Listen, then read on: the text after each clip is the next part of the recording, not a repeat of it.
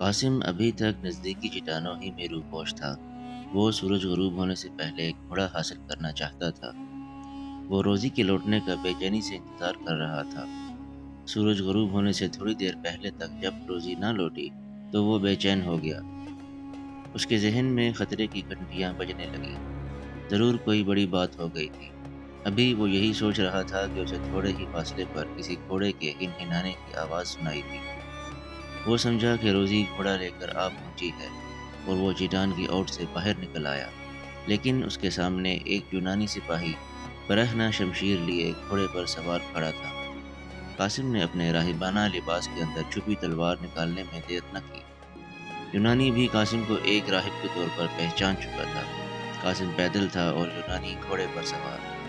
دونوں ایک دوسرے کی طرف بڑھے اور پھر غروب ہوتے ہوئے سورج نے آخری منظر یہ دیکھا کہ قاسم یونانی سپاہی کو قتل کر کے اور اس کے گھوڑے پر سوار ہو کر رومیلی حصار کی جانب بڑھ چکا تھا۔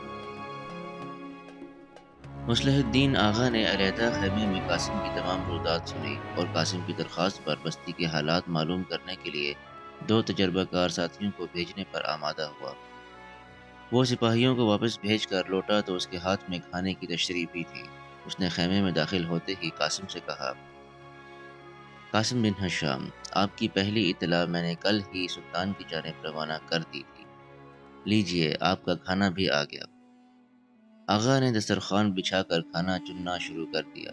ابنائے باسفورس کی مچھلی تو قاسم گزشتہ کئی دنوں سے کھا رہا تھا، لیکن اس طرح زیتون کے تیل میں تلے ہوئے قتلے دیکھے تو اسے اپنے وطن کی یاد آ گئی۔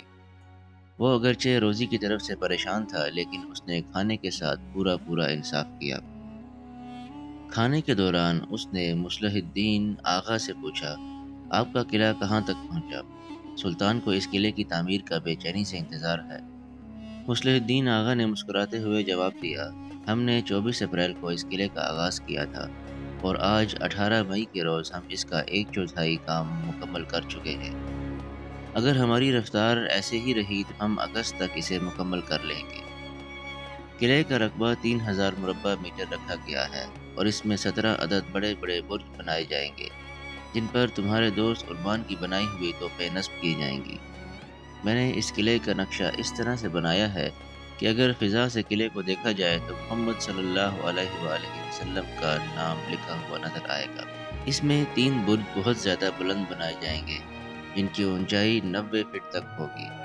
میں قلعے کی دیوار کے نچلے حصے کو 9 میٹر چوڑا بنا کر اس کو بہت مضبوط کرنا چاہتا ہوں، لیکن اس قدر موٹی دیوار کی بلندی تو یقیناً کم رکھنی پڑے گی۔ ہاں، دیوار کا چوڑا حصہ 5 میٹر اور تنگ حصہ 15 میٹر تک بلند ہوگا۔ قاسم بڑی دلچسپی سے رومیلی حصار کی تعمیر کا تذکرہ سن رہا تھا۔ وہ دیر تک اس قلعے کے متعلق بات کرتے رہے، یہاں تک کہ خبر لانے والے پہنچ گئے۔ مچھیروں کی بستی سے ہو کر آنے والے مصلح الدین آغا کے سپاہیوں نے بتایا کہ یونانی سالار مقرون نے بستی کے سردار کو قتل کر کے اس کی نوجوان بیٹی کو اغوا کر لیا ہے۔ یہ خبر قاسم کے لیے ایک دھچکے کی طرح تھی۔ اسے اندازہ تھا کہ بوڑھے سردار پر یہ مصیبت اسی کی وجہ سے لائی گئی تھی۔ اور پھر سپاہیوں نے یہ بھی بتایا کہ یونانی فوج کو رومن کیتھولک فرقے کے ایک راہب کی تلاش ہے، جو ان کے 6 سپاہیوں کو قتل کر کے فرار ہو گیا ہے۔ سپاہی اطلاع دے کر چلے گئے تو مصلح الدین آغا نے قاسم سے کہا، اب کیا کرنا ہے مقدس باپ؟ مصلح الدین آغا کا مذاق قاسم کو نہ ہنسا سکا، البتہ قاسم نے کچھ سوچتے ہوئے جواب دیا، ہمیں سردار کی بے گناہ بیٹی کو چھڑوانا ہوگا، کیونکہ یہ مصیبت ان کے سر میری وجہ سے آئی ہے۔ اس کے بعد وہ لوگ رات گئے روزی کو رہا کروانے کی منصوبہ بندی کرتے رہے۔ پھر انہوں نے ایک عجیب حکمت عملی وضع کر لی جس پر اگلی صبح نماز فجر کے بعد عمل کیا جانا تھا۔ اگلی صبح مصلح الدین آغا اور قاسم نے 50 بہترین لڑاکا سپاہیوں کا ایک دستہ منتخب کیا اور مقرون کی مرکزی چوکی جو باسفورس کے کنارے واقع تھی کی جانب چل دیے۔ ان کے گھوڑے سرپٹ دوڑ رہے تھے اور وہ بجلی کی رفتار سے مرکزی چوکی کی جانب اڑے چلے جا رہے تھے۔ ابھی سورج کی پہلی کرن ہی نظر آئی تھی کہ مصلح الدین آغا کا برق رفتار دستہ مقرون کی مرکزی چوکی پر پہنچ چکا تھا۔ یہ چوکی ایک چھوٹی سی عمارت تھی جس کے چاروں طرف قد آدم فصیل تھی اور درمیان میں 4-5 کمرے گارے اور مٹی سے بنے ہوئے تھے۔ عمارت کے ایک کونے میں کسی قدر اونچا ایک برج تھا جس میں موجود مقرون کے دونوں تیر انداز رات بھر شراب پینے کے باعث بے سدھ سو رہے تھے۔ مصلح الدین آغا کے سپاہیوں نے آن کی آن میں چوکی پر دھاوا بول دیا اور کمروں میں گھس کر خواب خرگوش کے مزے لیتے ہوئے یونانی سپاہیوں کو تہہ تیغ کر دیا۔ برج پر موجود تیر انداز بھی مارے گئے اور چوکی میں موجود ایک یونانی سپاہی بھی زندہ نہ رہا، لیکن مکرون اور روزی ان کے ہاتھ نہ آئے۔ وہ ان کے ہاتھ کیسے آتے؟ وہ تو گزشتہ رات سے ہی یہاں نہیں تھے۔ مکرون زنجیروں میں جکڑی روزی کو لے کر برج غلاطہ کی جانب نکل گیا تھا، جہاں وہ روزی کے شباب سے پوری طرح لطف اندوز ہو سکتا تھا۔ برج غلاطہ یہاں سے کافی فاصلے پر تھا۔ یہ ایک نہایت قدیم کئی منزلہ مینار تھا جس کی چوڑائی اس قدر تھی کہ اسے ایک باقاعدہ عمارت سمجھا جا سکتا تھا۔ اس برج میں اوپر نیچے کئی کمرے تھے اور یہ برج بھی یونانی سپاہیوں کے قبضے میں تھا۔ مکرون کا صدر دفتر یہی تھا اور مکرون ہی یہاں کا نگران بھی تھا۔ یہ برج فی الحقیقت قسطنطنیہ شہر کے بالکل نزدیک گولڈن ہارن کے کنارے پر واقع تھا۔ برج غلاطہ کو 507 عیسوی میں بازنطینی شہنشاہوں نے جہازوں کی رہنمائی کے لیے روشنی گھر یعنی لائٹ ہاؤس کے طور پر تعمیر کیا تھا۔ یہ بہت بلند ٹاور تھا اور اس میں خاص وسیع و عریض و بلند و بالا 10 منزلیں تھیں۔ یہ رات مکرون نے روزی کے ہمراہ برج غلاطہ میں ہی گزاری تھی۔ وہ رات بھر شراب پی کر روزی کی عزت پر حملہ آور ہوتا رہا، لیکن روزی نے اسے کسی خونخوار بلی کی طرح نزدیک نہ آنے دیا۔ وہ پوری طرح ہوش میں ہوتا تو روزی کی آبرو یقیناً لٹ چکی ہوتی، لیکن بہت زیادہ شراب پی لینے کے باعث وہ بری طرح لڑکھڑا رہا تھا۔ بالآخر صبح کے وقت اس کی آنکھ لگ گئی اور اس وقت کہیں جا کر روزی کی جان میں جان آئی۔ مکرون کی آنکھ دن چڑھے ایک بری خبر کے ساتھ کھلی۔ کسی نے اس کی مرکزی چوکی پر شبخون مار کر تمام سپاہیوں کو تہہ تیغ کر دیا تھا۔ یہ مکرون کے لیے بے حد بری خبر تھی، کیونکہ وہ کیسر قسطنطنیہ کے سامنے مرکزی چوکی سے اپنے غائب رہنے کا کوئی جواز پیش نہ کر سکتا تھا۔ وہ بری طرح گھبرا گیا اور اسے پہلی مرتبہ ایسے لگا کہ جس مفرور کو رومی راہب سمجھ رہا تھا وہ سرے سے عیسائی ہی نہ تھا، کیونکہ مرکزی چوکی پر حملہ کسی اکیلے شخص کی بات نہ تھی اور مکرون جانتا تھا کہ یہاں زیادہ تعداد میں موجود دشمن صرف مسلمان ہی ہیں۔ جو ہی اس کے ذہن میں یہ بات آئی کہ حملہ مسلمانوں نے کیا ہے، وہ اور زیادہ پریشان ہو گیا۔ اب اس کے پاس اس کے سوا کوئی چارہ نہ تھا کہ شہنشاہ کے پاس خبر پہنچنے سے پہلے وہ رومیلی حصار میں موجود مسلمانوں سے بدلہ لے لے۔ رومیلی حصار یہاں سے 5 میل کے فاصلے پر تعمیر ہو رہا تھا اور مکرون کے پاس یہاں 400 مسلح سوار دستیاب تھے۔ مکرون نے برج غلاطہ کی 7ویں منزل سے اتر کر فل ایک کشتی پکڑی اور گولڈن ہارن کی خلیج کو عبور کرتا ہوا اسی ساحل پر آن اترا جہاں سے وہ برج غلاطہ کے لیے گزشتہ شب کشتی میں سوار ہوا تھا۔ اس ساحل پر اس کے سپاہی خیمہ زن تھے۔ مکرون نے انتہائی احتیاط کے ساتھ اپنے سپاہیوں کو ہمراہ لیا۔ اسے ڈر تھا کہ کہیں فصیل سے باہر کے حالات فصیل کے اندر شہنشاہ کے کانوں تک نہ پہنچ جائے۔ شہر سے تھوڑی دور پہنچ کر مکرون نے گھوڑے کو ایڑ لگا دی۔ اب 400 سواروں کا یہ مختصر لشکر دور کے بادل اڑاتا ہوا رومیلی حصار کی جانب بڑھ رہا تھا۔ مصلح الدین آغا کے تیز رفتار جاسوسوں نے اسے وقت سے پہلے خبردار کر دیا تھا۔ چنانچہ مکرون کا یونانی لشکر رومیلی حصار کے نزدیک پہنچا تو اسے رکنا پڑا۔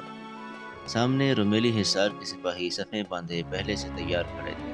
مصلح الدین آغا نے مکرون کا استقبال ایک لشکر کی طرح کیا اور باقاعدہ طبلِ جنگ بجا کر مکرون پر حملہ کر دیا۔ مسلمان تعداد میں کم تھے، ان کے سواروں کی تعداد 80 کے قریب تھی اور پیدل لڑنے والے 100 سے بھی کم تھے۔ لیکن جس منظم طریقے سے مصلح الدین آغا نے جنگ کا آغاز کیا تھا، اس کی توقع مکرون کے سپاہیوں کو نہ تھی۔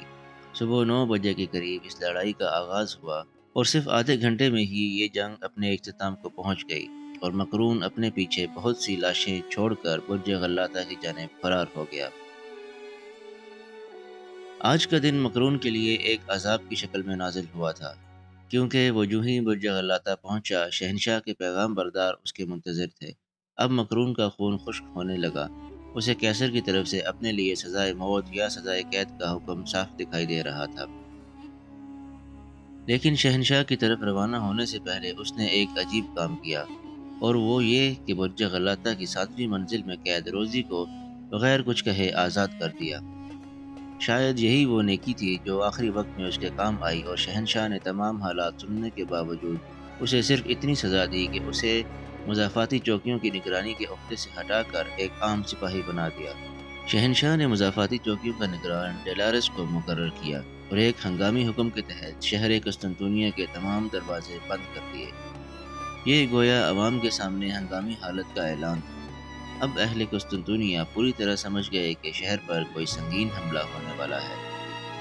قیصر قسطنطین کو اس اقدام کا ایک فائدہ یہ بھی ہوا کہ قسطنطنیہ کے شہریوں نے، جن کی تعداد اس وقت 1,00,000 سے بھی زیادہ تھی، شہنشاہ کو دفاعی اخراجات کے لیے چندہ دینا شروع کر دیا۔ ساتھ ہی لوگوں نے سلطان کے مذہبی اقدامات کے خلاف بولنا بھی ترک کر دیا اور عیسائیت کے دونوں فرقوں کے اتحاد کی بات کرنے لگے۔ شہنشاہ نے لوگوں کا رویہ دیکھا تو فوراً سینٹ صوفیہ کے چرچ میں، جو مشرقی کلیسا اور پطریق اعظم کا مرکز تھا، دونوں عیسائی فرقوں کی ایک متحدہ مجلس منعقد کرنے کا اعلان کر دیا، اور اس کی صدارت کے لیے رومی کلیسا کے پوپ جان نکلسن پنجم کے خصوصی نمائندہ کارڈنل ایسیڈور کو دعوت دی گئی، جو اس وقت قسطنطنیہ میں موجود تھا۔ فصیل سے باہر یونانی کاشتکاروں اور سپاہیوں کے ساتھ ہونے والی چھیڑ چھاڑ کے بعد شہنشاہ نے ایک کام یہ بھی کیا کہ تجربہ کار سفیروں پر مشتمل ایک وفد سلطان محمد خان کی خدمت میں بھیجا، جس میں مسلمان سپاہیوں کے طرز عمل کی شکایت کی گئی۔ سلطان محمد خان نے اس شکایت کا جواب اعلان جنگ سے دیا اور شہنشاہ کے سفیروں کو روانہ کرتے وقت یہ کہا: قیصر قسطنطین سے کہنا کہ سلطان محمد خان فاتح بن کر قسطنطنیہ میں آ رہا ہے، اور اسے چاہیے کہ وہ عثمانی افواج کا استقبال کھلے دروازوں کے ساتھ کرے، ورنہ ترکوں کے گھوڑے شہنشاہ کے شہر کو عبرت کا نشان بنا دیں گے۔ سلطان کے الفاظ شہنشاہ کے کانوں پر توپ کا گولہ بن کر گرے اور وہ بری طرح دہل گیا۔ اس نے فوری طور پر اپنے سفیر مختلف عیسائی مملکتوں کی طرف روانہ کیے اور پوری عیسائی دنیا سے اس مشکل وقت میں مدد کی درخواست کی۔